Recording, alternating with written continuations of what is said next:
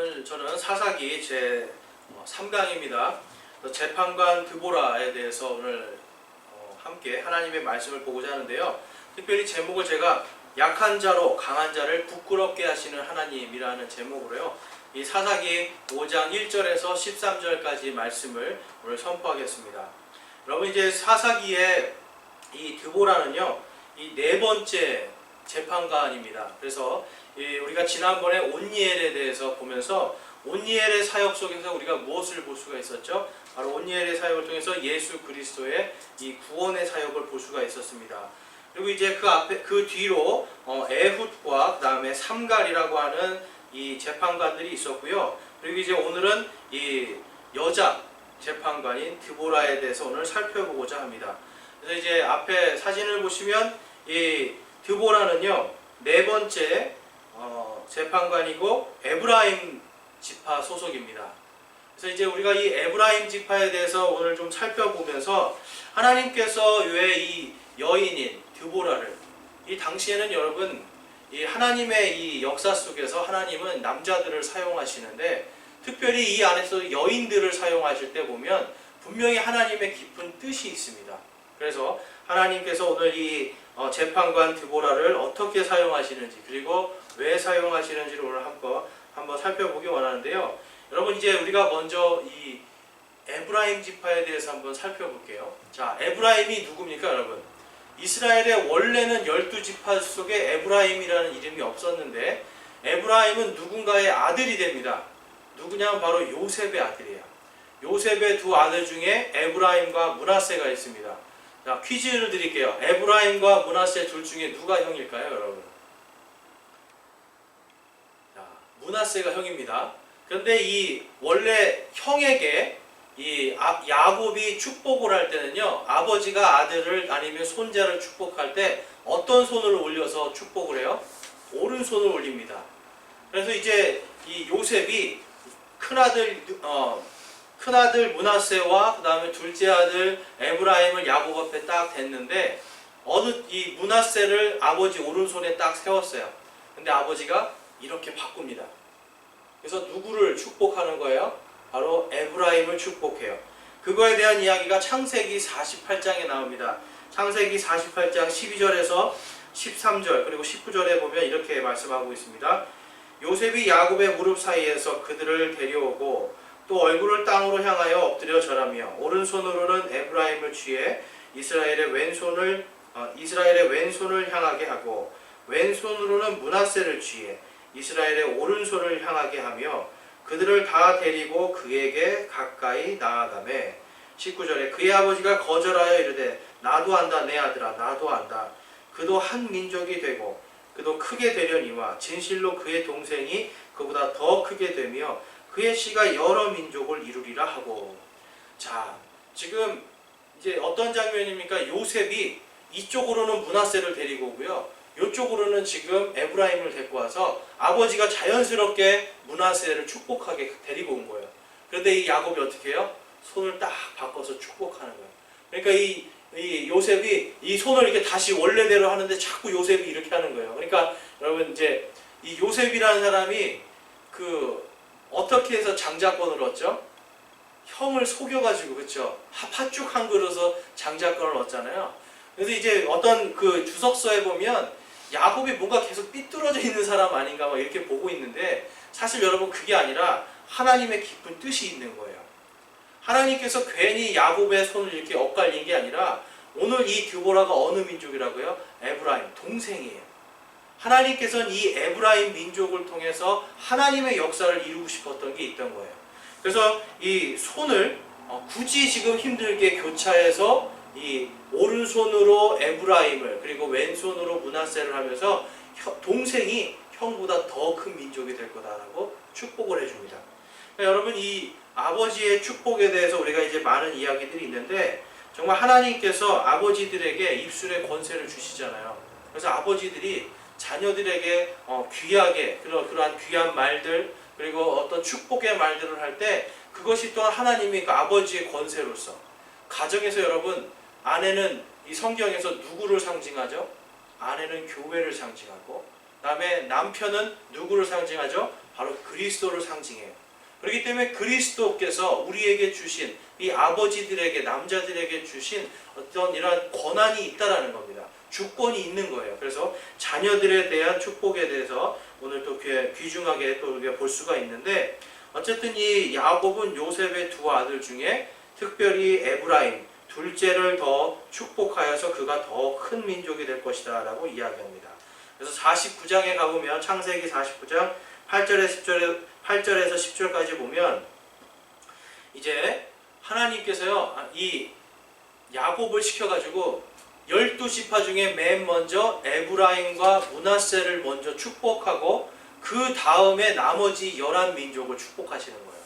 근데 그 중에서 여러분 넷째인 유다, 루벤이 제일 장자잖아요. 근데 루벤의 축복이 사라져 버립니다. 왜 그럴까요?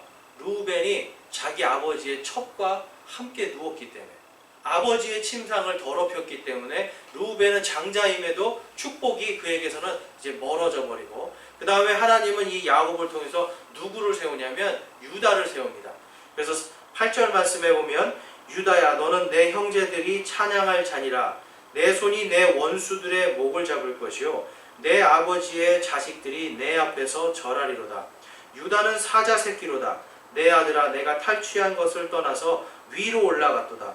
그가 엎드리고 웅크린 것이 사자 같고 늙은 사자 같으니 누가 그를 깨워 일어나게 하리오. 그래서 10절 말씀 우리 함께 읽어보겠습니다. 실로가 오실 때까지 홀이 유다를 떠나지 아니하며 법을 주는 자가 그의 발 사이에서 떠나지 아니하리니 그에게 백성이 모이리로다. 아멘. 온니엘은 유다 지파였죠. 하나님께서 맨 첫 번째로, 여러분 어떤 것인지 맨 첫 번째가 사실 중요하잖아요. 첫 번째 재판관으로 온니엘을 세웠는데요. 그 다음에 지금 오늘 이 드보라를 에브라임 지파에서 세우십니다. 그러니까 하나님은요 지금 이 유다를 축복하는 아버지의 축복 속에서 유다 지파에게 이 왕권을 지금 허락하시는 걸 볼 수가 있어요. 그리고 앞전에 48절에서는 이 에브라임을 통해서 내가 많은 민족을 거두리게 될 거다라고 이야기하시면서 이 12지파 속에서 에브라임 지파와 유다 지파가 이 12지파들을 이끌어가는 이 지도자들이 될 거다라는 것을 하나님이 보여주시는 거예요. 첫 번째 예로 뭘 보여주셨어요, 여러분? 이 여호수아가 어느 지파였죠? 에브라임 지파예요. 그 다음에 갈렙이 어느 지파였죠? 유다 지파예요. 그러니까 에브라임 지파와 유다 지파가 벌써 이 출애굽 이후부터 어떻게 됩니까? 이들을 이끌어 나가는 지도자로서 성장하게 만들어서 여호수아를 통해서 가나안을 정복하고 갈렙을 통해서 나머지 정복 사업들을 다 이루게 합니다. 그러니까 하나님은요 창세기에서 이 야곱이 축복한 대로 지금 그 민족들을 다루고 계시는 걸 볼 수가 있어요. 그래서 이 이스라엘은 바로 이 에브라임과 유다 지파 이 두 민족을 통해서 이 전체가 지금 움직이는데, 오늘 이제 이 특별히 드보라를 통해서 우리가 볼 수 있는 건 뭡니까, 여러분? 하나님이 그렇게 축복한 대로 이끄시는 이 민족의 지도자로 세운 지파 속에 남자들이 아무도 쓸모없는 자들이 되었다라는 거예요. 남자들이 그 중에 제대로 된 사람이 하나도 없었다라는 거예요. 하나님의 에브라임 지파와 유다 지파를 다 이렇게 리더로 세웠는데도 불구하고 이들이 우상을 따라가고요, 이방 여인들과 결혼하면서 우상에게로 절하고 거기로 들어가니까 아무리 아버지의 그 할아버지가 축복을 했어도 그들의 축복은요 이어 내려가지 못하고 남자들이 변변하게 서지 못하니까 하나님께서 누구를 세우시는 거예요? 가장 연약한 자. 오늘 여기 말씀해 보면요, 우리 오늘 말씀해 보면 이 드보라의 직업이 나옵니다. 드보라의 직업이 뭔가요, 여러분? 오늘 한번 잘 보시면, 자, 드보라의 이 직업이 나옵니다. 7절 말씀 볼게요. 마을들의 거주민들이 그치고 그들이 이스라엘 안에서 그쳤더니 마침내 나 드보라가 일어났고 어머니인 내가 이스라엘에서 일어났도다. 자, 드보라의 직업이 뭡니까, 여러분? 어머니예요. 가정주부였어요. 그러니까 가정주부고요. 가정에서 남편을 섬기고 자녀들을 기르던 그냥 평범한 어머니였어요. 그런데 여러분, 남자들이 하나님에게서 떨어져 나가고 마음이 하나님께로 가지 않고 자꾸만 우상 숭배와 세상의 것들로 가니까 하나님이 누구를 세우시는 거예요? 가장 그 당시에 알아주지도 않던 바로 이 어머니, 가정주부인 드보라를 세우는 걸 볼 수가 있습니다. 그래서 우리 잠깐 이 이스라엘 민족이 어떻게 타락했는지를 한번 볼게요. 이 사사기 3장 11절로 가보겠습니다. 우리 사사기 3장 11절인데요. 사사기 3장의 7절에 보면 이스라엘 자손이 주의 눈앞에서 악을 행하여 주 자기의 하나님을 잊어버리고 바알들과 작은 숲들을 섬겼더라 이야기하면서 이스라엘이 바알과 작은 숲들을 섬기니까 이제 하나님께서 누구를 세우십니까? 온니엘을 세워서 온니엘을 통해서 이 11절에 40년 동안 그 땅에 안식을 줍니다. 한 사람을 통해서 지금 유다 지파를 통해서 40년의 안식을 주고요. 그 다음에 12절에서 14절은 이 재판관 에훗에 대한 이야기인데요. 에훗은 이 암몬과 아말렉 자손들을 치는데요. 거기에 보면은 이들이 다시 한번 이스라엘 백성들이 타락을 하니까 하나님이 에훗을 세웠습니다. 그리고 에훗을 통해서 하나님께서 18년 동안 괴롭힘 당한 이 이스라엘 민족들을 30절 한번 보실게요. 3장 30절. 이처럼 그날에 모압이 이스라엘의 손밑에 굴복함에 그 땅에 80년 동안 안식이 있었더라 라고 이야기합니다. 그 다음에 31절에 보면 에훗 다음에 에훗 당시에 삼갈이라고 하는 또 재판관이 있어서 이 삼갈이 이스라엘을 건져낸 얘기가 또 나옵니다. 그리고 이제 4장 1절에서 3절까지는 이 가나안 왕 야빈에 대한 이야기가 나오는데요. 3절 한번 보실게요. 4장 3절. 4장 3절에 이 야빈의 무기에 대해서 나옵니다. 그에게는 철병거 900대가 있었고 그가 20년 동안 이스라엘 자손을 심히 학대하였으므로 이스라엘 자손이 죽게 부르짖으니라 라고 이야기해요. 여러분, 20년 동안 철병거 900대가 무서웠던 거예요. 이스라엘의 남자들은요, 자신들이 지금 하나님께만 돌아가면 되는데 하나님께 돌아가지 않고 무엇이 두려웠던 겁니까? 이 가나안 땅에 900대의 철병거가 두려웠던 겁니다. 그러니까 하나님께로 돌이키지 못하고 이들의 마음이 철병거에 꽂혀가지고, 여러분, 우리가 일제 이 36년이죠. 강점기 동안 사실 지금 친일파를 찾아낸다 이렇게 이야기를 하는데, 가만히 생각해보면 이게 너무너무 힘든 일이에요. 왜냐하면 36년입니다, 여러분. 12년도 아니고 36년이라는 시간 동안 거기서 살아남기 위해서, 사람들이 살기 위해서 결국은 어떻게 했을 것 같으세요, 여러분? 일본 학교에 가서 공부를 해야 됐고요. 도쿄에 가서 유학을 해야 됐고요. 거기서 사람들이 살아가는 자기의 꿈을 펼치기 위해서 어디에 붙어야 돼요, 여러분? 일본 사람들한테 붙을 수밖에 없는 거예요. 그렇기 때문에 우리가 정말 이 일제의 그런 어떤 잔재를 없애겠다라고 하면서 이 친일파 청산 이야기를 하는데, 사실 그렇게 따지면 동네 그 면석이 이런 사람들도 다 친일파라고 볼 수 있어요. 그렇잖아요. 그런데 그런 걸 어떻게 우리가 다 하겠습니까? 당시의 가나안도 여러분 똑같아요. 20년 그리고 18년 막 이런 세월 동안에 우상 숭배하는 그 땅에서 여러분 10년이 지나가면 어떤 일이 생기겠어요? 좌절하는 거예요. 우리가 할 수 없다는 생각하니까 그들의 우상을 받아들이고 그들의 신을 쫓아가게 돼 있는 겁니다. 그래서 당시의 남자들이 그 일을 했다라는 겁니다. 그런데 여러분, 이제 오늘 말씀에 보면, 이 4장 말씀에 보면, 자, 4장 5절 말씀을 볼게요. 4절 말씀, 4장 4절 말씀. 그때 라비돗의 아내 여대언자 드보라가 이스라엘을 재판하였더라. 하나님께서 한 여인의 가정주부였던 드보라를 세워서 이스라엘을 재판하게 만듭니다. 그래서 이 이스라엘을 재판하는 가운데 6절 말씀에 보면 그녀가 사람을 보내어 아비노함의 아들 바락을 게데스 납달리에서 불러 그에게 이르되 주 이스라엘의 하나님께서 이같이 명령하지 아니하셨느냐 말씀하시기를 가서 납달리 자손과 스불론 자손 중에서 10,000명을 거느리고 다볼산으로 다가가라 라고 이야기합니다. 이 납달리와 스불론은요 굉장히 싸움을 잘하는 민족이에요. 그럼에도 불구하고 이들은 어때요? 가나안의 900대의 철병거 때문에 꼼짝을 못한 거예요. 여러분 이해가 되세요? 전능하신 하나님이 있는데 지금 드보라는요, 가정주부였던 드보라는 전능하신 하나님을 보고 있어요. 그런데 그 당시에 남자들은 이 힘이 세고 칼도 잘 다루는 이 사람들은 뭘 보고 있는 거예요? 적군의 900대의 철병거를 보고 오금을 못 펴는 겁니다. 근데 여러분 여기 지금 바락이라고 하는 한 장군을 부르는데요. 자, 그 밑에 한번 보겠습니다.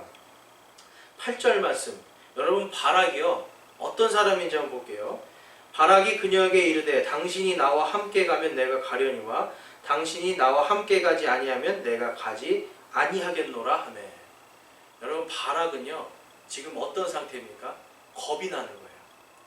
그런데 여러분 재밌지 않아요? 지금 가정주부인 드보라에게 당신이 가면 내가 가고 가서 싸우고 당신이 가지 않으면 내가 싸우지 않겠다라고 지금 이야기하는 겁니다. 바락은요 믿음이 부족한 거였어요. 그는 자신이 믿음이 부족하니까 누구를 데려가려고 하는 거예요? 의지할 만한 드보라를 데려가려고 당신이 가면 내가 가겠습니다 라고 이야기를 합니다. 그래서 이제 이 드보라가 내가 가겠다고 그러니까 스불론하고 납달리에 가서 10,000명의 사람들을 데려옵니다. 근데 여러분 한번 생각해 보세요. 아무나 가서 우리 전쟁하게 나오시오 그러면 사람들이 나오나요? 그렇지 않아요. 바락이라는 사람이 어떤 사람인지 우리가 알 수 있는 게 한 번에 여러분 10,000명의 사람을 동원해서 군대를 조직할 정도면 굉장히 능력 있는 사람입니다. 그런 능력이 있음에도 불구하고 무엇이 없었던 거예요? 믿음이 없어요. 믿음의 용기가 없고 믿음의 담대함이 없으니까 그는 이 여인이었던 드보라에 의존하면서 군대를 이끌 수밖에 없었던 겁니다. 그래서 여러분 이 18절에서 24절 말씀에 가볼게요. 드보라가요 이 바락에게 이야기합니다. 당신이 지금 이 가나안 민족들을 하나님께서 당신 손에 다 붙여줬는데 근데 당신이 이 가나안의 최고 장군인 시스라는 죽일 수 없을 거다라고 이야기를 해요. 그러니까 가나안의 다른 사람들 다 이기는데 군대장관인 시스라를 당신이 죽일 수는 없을 거다라고 앞에서 이야기하는데 이 가나안의 최고 장군이었던 시스라를 누가 죽이는지 한번 보겠습니다. 18절에 야엘이 나가서 시스라를 맞으며 그에게 이르되 내 주여 들어오소서 내게로 들어오시고 두려워하지 마소서 하매 그가 그녀에게로 돌이켜 장막에 들어가니 그녀가 겉옷으로 그를 덮으니라 라고 이야기합니다. 자, 지금 이 바락이요 워낙 잘 싸우니까 가나안의 900대의 이 철병거를 갖고 있던 사람이 지금 누구에게로 도망가요? 여인인 야엘에게로 돌아갑니다. 야엘에게로 도망가서 어디에 숨는 거예요? 그녀의 치마 속에 들어가서 숨는 거예요. 우리 영화에 보면 이런 거 많이 있지 않습니까? 치마 속에 들어가지고 목숨 살린 이런 얘기 많이 있는데 그 얘기가 여기 있더라고요.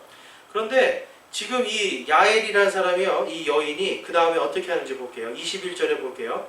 이제 그 시스라가 피곤해서 그 치마 속에서 잠든 거예요. 피곤하여 곧장 잠들매 그때에 하벨의 아내 야엘이 장막에 말뚝을 취하고 손에 쇠방치를 들고 그에게 살며시 다가가 말뚝을 그의 관자놀이에 받고 땅에 고정시키니 이에 그가 죽으니라. 보라, 바락이 시스라를 추격할 때에 야엘이 나아가서 그를 맞으며 그에게 이르되 오라 내가 찾는 사람을 내게 보이리라 하매 그가 그녀의 장막 안에 들어가니 보라 시스라가 죽은 채 누워있고 말뚝이 그의 관자놀이에 박혀있더라. 이와 같이 그날에 하나님께서 가나안 왕 야빈을 이스라엘 자손 앞에 굴복하셨으므로 이스라엘 자손의 손이 번창하게 되어 가나안 왕 야빈을 이기고 마침내 그들이 가나안 왕 야빈을 멸하였더라 라고 이야기합니다. 자, 여러분 지금 이 드보라 이야기 속에서 누가 영웅입니까? 여러분? 여인들이에요. 드보라. 바락이 물론 열심히 했지만 결정적으로 이 가나안 왕 야빈을 무릎 꿇게 만든 건 누구입니까? 야엘이라는 한 여인이었어요. 여러분 하나님께서는요 겉으로 보기에 건강해 보고 튼튼해 보이고 뭔가 있어 보이는 사람을 쓰는 게 아니라 지금 어떤 사람을 쓴 거예요? 그냥 평범한 사람들. 보기에 연약해 보이는 이 두 여인을 통해서 가나안의 그 900대의 철병거를 이기게 하시고 가나안의 강력한 왕인 야빈을 그들 앞에 굴복하게 만드는 역사를 하나님께서 하십니다. 여러분 하나님은요 바로 우리와 같이 연약한 자들을 세우시는 거예요. 하나님은요 연약한 자를 통해서 강한 자를 굴복시키고 강한 자들을 부끄럽게 만드는 것이 하나님입니다. 드보라가 오늘 우리에게 주는 교훈이 바로 그것이에요. 우리의 모습이 아니라 바로 우리 뒤에 계시는 하나님을 바라볼 때 우리는 승리할 수 있다는 겁니다. 자, 그럼 오늘 말씀을 통해서요, 우리가 드보라가 어떤 믿음을 갖고 있는지, 그리고 이제 우리가 드보라와 같이 어떤 믿음을 가져야 되는지 한번 살펴보겠습니다. 그래서 첫 번째로는요, 이 드보라는요, 할렐루야의 믿음을 갖고 있어요.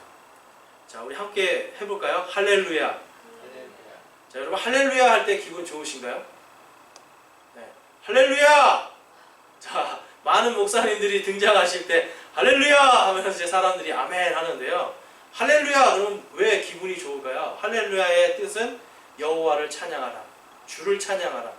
여러분, 이 드보라의 믿음은요, 할렐루야의 믿음이에요. 오늘 7절 말씀 한번 볼게요.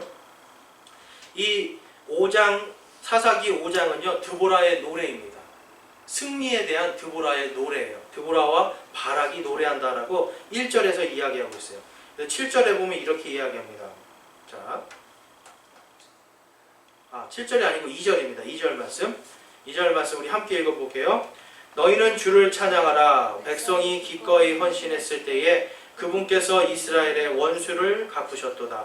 너희는 주를 찬양하라 라가 뭐예요? 바로 할렐루야입니다. 주를 찬양하라가 바로 할렐루야예요. 그래서 원래는 할렐루야는요, 자기한테 하는 게 아니라 누구에게 하는 거냐면 앞에 있는 대중들에게 하는 거예요. 너희는 주를 찬양하라가 할렐루야라는 뜻이에요. 그래서 우리가 이 드보라가요, 노래할 때 첫 번째부터 뭘 시작하는 거예요? 할렐루야 하고 하나님께 영광 돌리는 것을 볼 수가 있습니다. 그런데 이제 3절에서 보면 이런 말씀이 있어요. 오 너희 왕들아 들을지어다. 오 너희 통치자들아 귀를 기울일지어다. 나 곧 내가 주께 노래하며 내가 노래로 주 이스라엘의 하나님을 찬양하리로다. 이 여러분 가정주부였던 드보라가요, 왕들에게, 그 당시에 이 가나안 왕들 모든 통치자들에게 너희는 들어라 라고 이야기하는 거예요. 그 들어라의 믿음의 근본이 뭐예요, 여러분? 바로 할렐루야예요. 할렐루야, 하나님께서 다 하셨고 하나님을 찬양하니까 그 앞에 있는 엄청난 군대의 대장들, 왕들에게 너희는 들어라 라고 당당하게 이야기할 수 있는 겁니다. 여러분, 우리의 삶 속에서 여러분 위축되고 우리의 마음이 연약해질 때 여러분 우리의 입 속에서 할렐루야를 외치기 원합니다. 주를 찬양하라. 여러분의 나의 나 된 것, 지금 내가 가지고 있는 모든 것, 내가 걸어가는 이 모든 발걸음이 다 할렐루야가 되어야 돼요. 하나님께서 이것을 이루셨다라고 내가 인정하는 믿음입니다. 드보라의 믿음은요, 드보라의 이 할렐루야 믿음은 모든 것을 누가 하셨다? 바로 하나님께서, 나의 주 나의 하나님께서 하셨다라고 하는 할렐루야의 믿음이었어요. 자, 4절 말씀 볼게요. 주여 주께서 세일산에서부터 나오시고 에돔의 들에서부터 행진하실 때에 땅이 진동하며 하늘들이 물을 내리고 구름들도 물을 내렸나이다 라고 이야기합니다. 자, 여러분 이게 지금 뭐냐면요, 이게 지금 사실 이 드보라가 어떤 얘기를 하는 거냐면 이 가데스 바네아에서 에브라임 족속의 여호수아와 그 다음에 유다 족속의 이 갈렙 외에 나머지 정탐꾼들은 10명의 정탐꾼들은 뭐라고 그랬어요? 우리는 할 수 없다. 우리는 메뚜기다. 우리는 들어가면 우리는 죽는다. 그러면서 모세를 저주하고 모세를 죽이려고 했었잖아요. 그래서 하나님이 어떻게 하셨어요? 정탐한 40일의 날수를 하루를 1년씩 해서 40년을 광야를 돌립니다. 그게 시작되는 곳이 어디냐면 세일산이에요. 그래서 이 4절 말씀은 지금 이 드보라가 뭘 얘기하냐면요, 광야 40년 동안 이들을 지켜주신 하나님에 대해서 아주 간략하게 설명을 하고 있어요.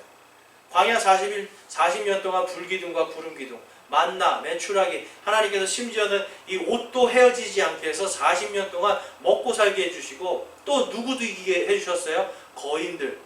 그렇죠. 가나안의 왕인 시혼과 그 다음에 바산왕 옥, 키가 약 3m 50되는 이런 거인 왕들도 하나님께서 단숨에 물리치게 해주시잖아요. 그거를 지금 이 드보라는요, 아주 짤막한 시적인 표현을 통해서 너희들이 이거를 생각하고 주님을 찬양하라라고 지금 4절 말씀을 줍니다. 주님의 영광이 얼마나 높으냐면 5절 말씀에 보면 산들이 산들이 주 앞에서 녹았으니 녹았으니 저 신의 산도 주 이스라엘의 하나님 앞에서부터 녹았도다. 자, 하나님의 영광이 엄청났다는 이야기를 하고 있어요. 아낫의 아들 삼갈의 시대와 야엘의 시대에 큰 길들이 비었고 여행자들이 샛길들로 다녔도다라고 이야기합니다. 여러분, 저기 종로에 가면 피맛골이 있죠. 피맛골 아시죠? 그게 왜 피맛골이죠? 이 왕이나 귀족들이나 이런 사람들이 가마가 지나갈 때 서민들이 어디로 도망가는 거예요? 피맛골 그 골목을 통해서 자유롭게 왔다 갔다 했잖아요. 대로로 가면 걸어가지도 못하고 납작하게 엎드려야 되잖아요.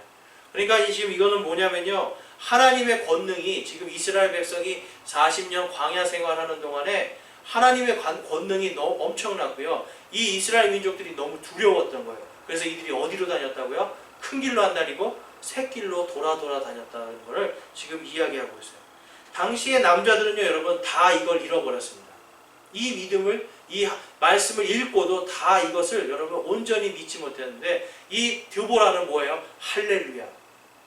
할렐루야, 주를 찬양하라. 주께서 하신 이 모든 전능하신 하나님의 역사를 보라라고, 너희들은 들으라라고 지금 드보라는 말씀하고 있습니다.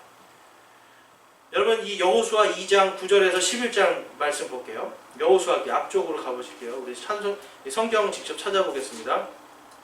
여호수아기 2장 9절에 가면, 자, 여호수아기 2장 9절입니다.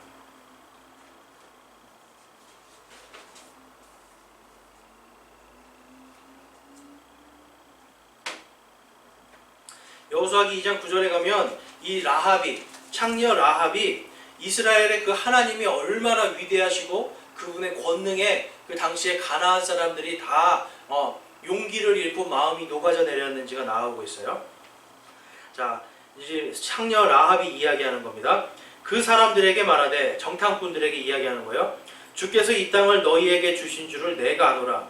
너희의 두려움이 우리에게 임하였고 또 이 땅의 모든 거주민이 너희로 인하여 기력을 잃었나니 너희가 이집트에서 나올 때 주께서 너희를 위해 홍해 물을 마르게 하신 일과 너희가 요르단 저편에 있는 아모리 족속의 두 왕 시온과 옥에게 행한 일, 곧 그들을 진멸한 일을 우리가 들었노라. 우리가 이 일들에 관하여 들을 때에 곧 우리 마음이 녹았고 또 너희로 인하여 어떤 사람에게도 더 이상 용기가 남지 아니하였나니 주 너희 하나님, 즉 그분은 위로 하늘에서와 아래로 땅에서 하나님이시니라 라고 이야기해요. 광야 40년 동안 하나님이 하신 역사를 통해서 이 여리고성에 있는 사람들이 어때요, 여러분? 그들이 마음을 강하게 해가지고 이스라엘을 대적해야겠다는 이 강한 마음이 다 녹아버린 겁니다. 용기를 잃어버려요. 전의를 다 상실하니까 어때요? 그 안에서 바들바들 떨고만 있었어요. 그런데 정작 하나님의 사람들, 하나님의 말씀, 하나님 주 여호와 하나님을 받아들인 사람은 누구예요? 라합의 가족들밖에 없는 겁니다. 그래서 결국은 이 여리고성은 완전히 무너지게 되는 걸 볼 수가 있습니다. 그래서 여러분, 당시의 남자들은요, 우상 숭배와 이 가나안의 드보라 시대에 가나안의 이 철병거에 벌벌벌 떨고 있었는데, 이 드보라는 어떤 믿음이었어요? 할렐루야의 믿음. 근데 그 할렐루야의 믿음의 근본이 뭡니까? 그녀가 하나님의 말씀을 철저하게 기억하고 알고 있었다는 겁니다. 홍해에서부터 출애굽부터 이 광야 40년 동안 역사하신 하나님을 아니까 그녀 앞에서는 900대의 철병거가 절대로 두려운 존재가 아닌 게 됩니다. 여러분, 우리가 6.25 때요, 우리나라가 3일 만에 서울을 뺏겼습니까, 여러분? 6.25 때 우리나라에 총도 있었잖아요. 그렇죠? 총도 있었고 나름 이런 포도 있었어요. 근데 왜 3일 만에 이 서울이 함락이 됩니까? 다른 게 아니라 탱크 때문이에요. 그렇죠? 탱크가 밀고 내려오니까, 여기 기록에 보니까 6.25 당시에요, 소련제 T-34 전차를 가진 105 땅크 여단이 있었대요. 이 북한에 땅크라고 하더라고요. 105 땅크 여단이 선봉을 해서 쫙 밀고 내려오니까 속수무책이에요, 여러분. 이길 자가 없는 거죠.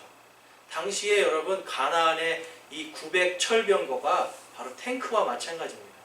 사람의 눈으로는 도저히 이길 수가 없고 이거는 상대할 수 없다라고 했는데, 드보라는 무엇을 본 거예요? 하나님의 역사, 하나님의 전능하심을 보며 이 드보라는 그것을 통해 날마다 할렐루야, 주님을 찬양할지어다라고 하는 그 할렐루야의 믿음을 통해서 이 여인은 남자들이 보지 못한 걸 보는 겁니다.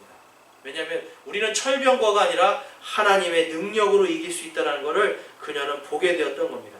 그래서 이 광야의 40년 그리고 거기에서 있었던 하나님께서 정말 신의 산이 녹을 만큼 임재하셨던 하나님의 그 영광들, 그리고 시온과 옥이라고 하는 거대한 거인들을 쓰러뜨린 그 하나님을 이 여인은 찬양하고 있는 겁니다.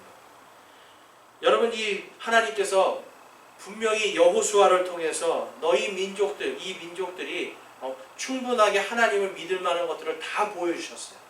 그런데 불과 약 160년도 안 돼서 특별히 민족의 지도자로 세운 민족인 에브라임 민족의 남자들 중에 여러분 단 한 사람도 하나님을 찬양하거나 하나님의 역사를 기억한 사람이 없었다라는 겁니다.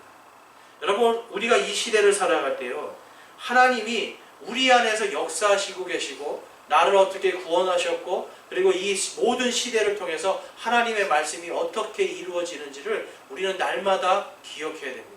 특별히 하나님께서 신약시대의 교회에 누구에게 하나님의 말씀을 가르치는 권한을 주셨어요? 바로 남자들, 남편들에게 하나님께서 주셨어요. 남편들이 여러분 돈 벌어다 주는 존재들로 오늘 다 전락했어요. 어디 갔더니 남편에게 물어봤어요. 제가 남편 가정을 위해서 무엇을 하십니까? 그랬더니 부인이 딱 그 옆에서 뛰어들면서 그러더라고요. 돈을 잘 벌어요. 그러더라고요. 돈을 잘 벌면 남편 역할 잘하는 거고 돈을 못 벌면 남편 역할을 못하는 게 요즘에 이렇게 흔한 이 사람들의 생각이잖아요. 그러니까 근데 여러분 성경에서 뭐라 그래요? 이 구약 성경도 그렇고 신약 성경도 그렇고 남편들이 해야 되는 일이 무엇입니까? 성경을 가르치는 거예요. 하나님의 말씀을 가정에서 이 자녀들에게 성경 말씀을 가르치는 게 남편들의 역할이었습니다. 그래서 민수기 11장 9절 말씀에 보면 이런 말씀이 있어요. 14장 9절에 오직 너희는 주를 대적하여 반역하지 말며 또 그 땅의 백성을 두려워하지 말라. 그들은 우리의 양식이니라. 그들의 방어자는 그들에게서 떠났고 주께서는 우리와 함께 계시느니라. 그들을 두려워하지 말라 하였으나.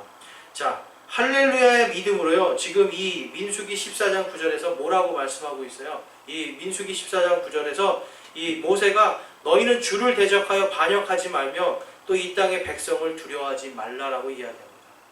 왜요? 하나님께서 다 지금까지 지켜주신, 지금까지 인도하신 그 하나님이 우리와 함께 계시느니라 너희들은 두려워하지 말라라고 이야기해요.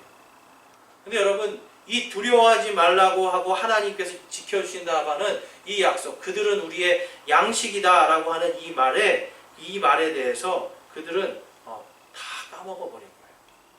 이게 모세가 한 말이 아니고 이 여호수아와 갈렙이 한 얘기입니다. 제가 잠깐 착각했어요. 그래서 여러분, 우리의 마음속에요, 이 할렐루야의 믿음, 하나님은 주를 찬양하라고 하는 이 믿음이요, 굉장히 중요한 겁니다. 이 믿음을 통해서 하나님은 약한 자를 강하게 만드세요. 평범한 사람을 특별하게 만드세요. 무엇을 위해서요? 생명을 살리는데, 하나님의 역사를 이루는데 그 사람이 합당한 사람으로 하나님께서 세우시는 걸 볼 수가 있습니다.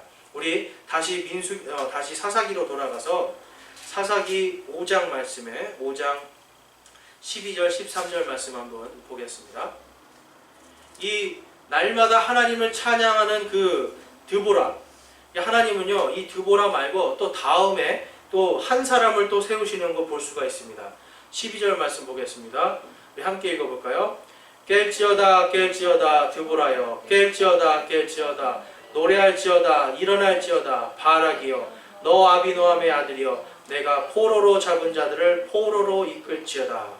여러분, 바락은 어떤 사람이었어요? 아까 겁장이었어요.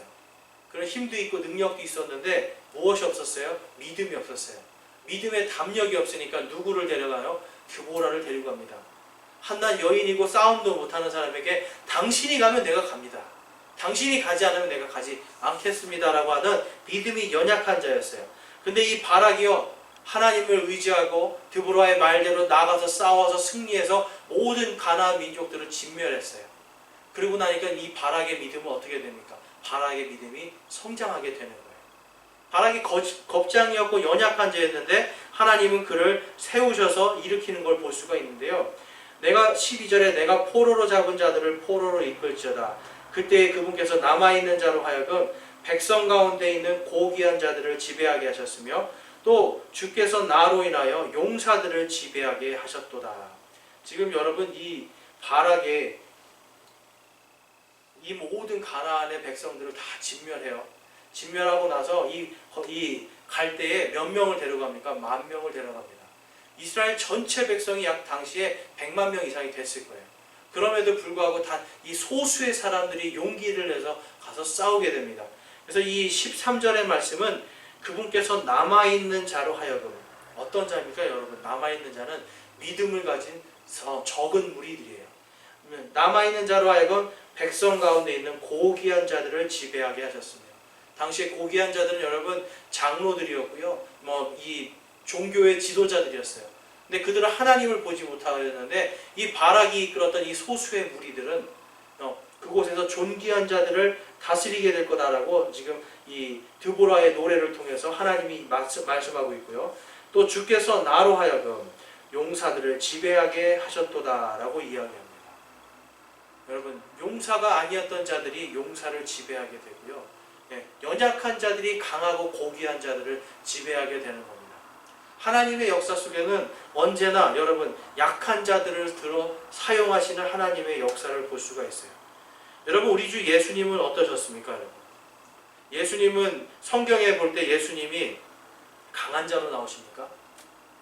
신약 성경에 보면 예수님은 어린 양이라고 나오죠. 여러분, 어린 양이 사람들이 받는다고 사람이 죽진 않죠. 어린 양은요, 우리가 볼 때에 연약하고 볼품없는 그러한 모습일 수 있어요.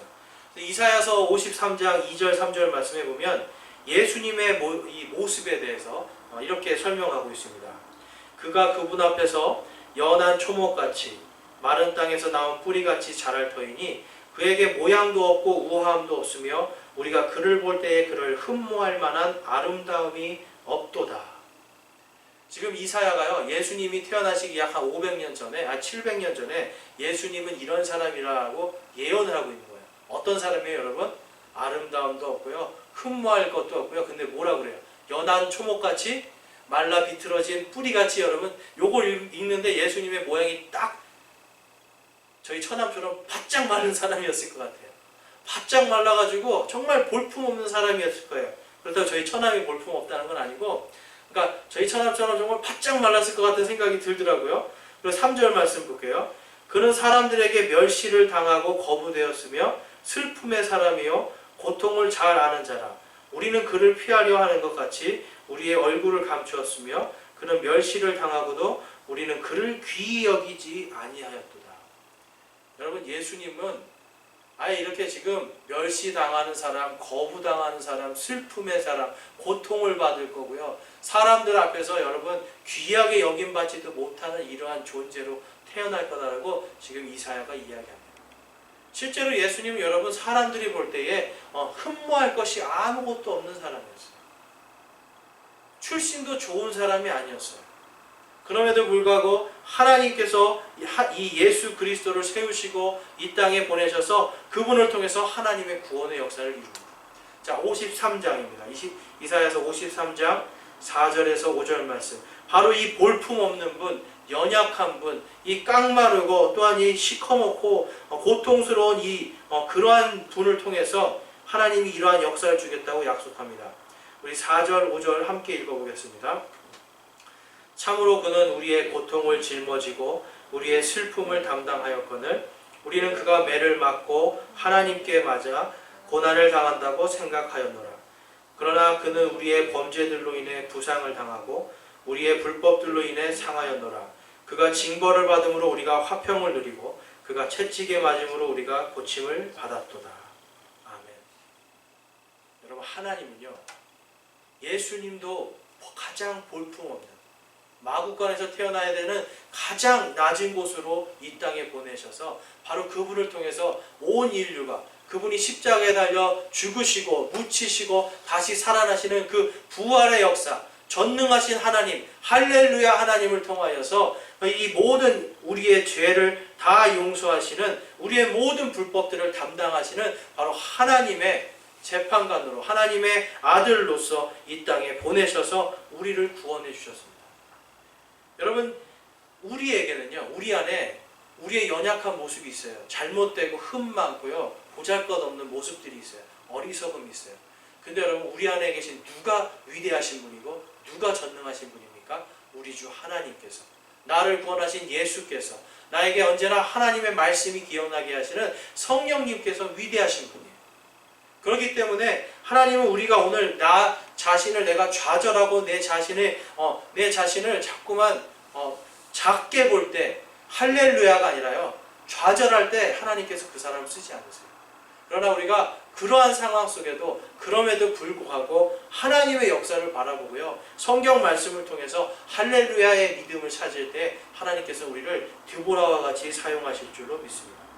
오늘 말씀에서 이 바락을 통해서 이 5장 12절 13절 말씀은요, 특별히 예수님의 부활과 굉장히 관련이 있는 말씀입니다. 우리 마태복음 27장 말씀 볼게요. 마태복음 27장 52절에서 53절에 보면 예수님께서 이제 부활하실 때 무덤들이 열리니 잠든 성도들의 많은 몸이 일어나 그분의 부활 후에 무덤 밖으로 나와서 거룩한 도시로 들어가 많은 사람들에게 보이니라 라고 이야기합니다. 예수님이 부활하실 때 많은 사람들이, 잠자던 이 믿음의 사람들이 다 부활해서 거룩한 도시 예루살렘에 가서 보임을 통하여서 여러분, 사람들이 예수님이 부활하셨다라는 것을 증거를 갖게 돼요. 그 다음에 에베소서 4장 7절에서 8절 말씀 보겠습니다. 이 예수님께서 무엇을 하셨는가? 우리 함께 읽어보겠습니다. 그러나 주께서 우리 각 사람에게 그리스도의 선물의 분량대로 은혜를 주셨나니, 그러므로 그분께서 이르시기를 그분께서 높은 곳으로 올라가실 때에 포로로 사로잡힌 자들을 사로잡아 이끄시고 사람들에게 선물을 주셨도다 하시느니라. 아멘. 성경에서 이 선물은 무엇입니까? 바로 구원입니다. 여러분, 연약하고 정말 말라 비틀어진 것 같이 볼품없고 아름답지도 않고 흠모할 것이 없도록 이런 태어나신 그 예수님, 가장 낮은 곳으로 태어나신 그 예수님께서 우리 모두를 다 구원하시고 우리를 또한 부활케 하시고, 이제는 이 당시에 이거는 구약 성도들을 구원하시는 이야기지만 그들을 포로로 사로잡힌 자들을 다 사로잡아 이끄시고 그들에게 구원의 선물을 주셨다라고 에베소서에서 말씀하고 있습니다. 이분께서 이제 그 구원의 선물을 우리에게도 주셨습니다. 여러분, 우리가 구원받고 하나님 앞에 이 예수 그리스도는 나의 주 나의 하나님이라고 고백하셨습니까? 그렇다면 여러분 마음속에 할렐루야를 여러분 늘 기억하기 원합니다. 여러분들이 무엇을 잘해가지고 구원받은 게 아니잖아요. 이 땅에 가장 낮은 곳으로 오신 예수 그리스도의 은혜 때문에 우리가 구원을 선물로 받은 줄로 믿습니다. 그 은혜가 우리에게 더 이상 우리는 작은 자요 볼품없는 자가 아니라 하나님의 일을 맡은, 마치 드보라와 같이 하나님의 말씀을 전하는 자들로서 예수님께서 올라가시고 예수님께서 부활하신 다음에 교회에게 명령하신 게 뭐예요? 너희들은 가서 모든 민족들을 가르치고 아버지와 아들과 성령의 이름으로 침례를 주고 그들에게 예수 그리스도의 모든 명령들을 가르쳐 지키게 하라라고 명령을 주셨잖아요. 우리가 세상과 하나님 사이를 화해케 하는 화해의 사역을 주셨잖아요. 여러분, 이 사역에는요, 남녀노소가 없는 것이고요, 나의 빈부의 차이가 없는 거고, 나의 연약함이나 나의 어떤 강력함이 필요가 없는 겁니다. 모두에게 동일하게 주신 하나님의 권능인 줄로 믿습니다. 여러분, 그렇기 때문에 우리는 우리의 모습이 아니라 우리 등 뒤에서 우리 대신 싸우시는, 나보다 먼저 앞서가시는 그 하나님을 바라보고 모든 삶 속에서 할렐루야 하실 줄 알아야 됩니다. 할렐루야 믿음을 가질 때 우리의 믿음이 자라고요, 우리가 이번 한 주간 우리를 향해 도전해오는 영적인 많은 도전들, 영적인 공격들을 우리는 그것을 통해서 쓰러지고 넘어지는 것이 아니라, 무너지는 것이 아니라 할렐루야 하면서 나를 구원하신 그 하나님의 역사를 생각하면서 할렐루야의 믿음으로 밀고 나갈 수 있는 겁니다.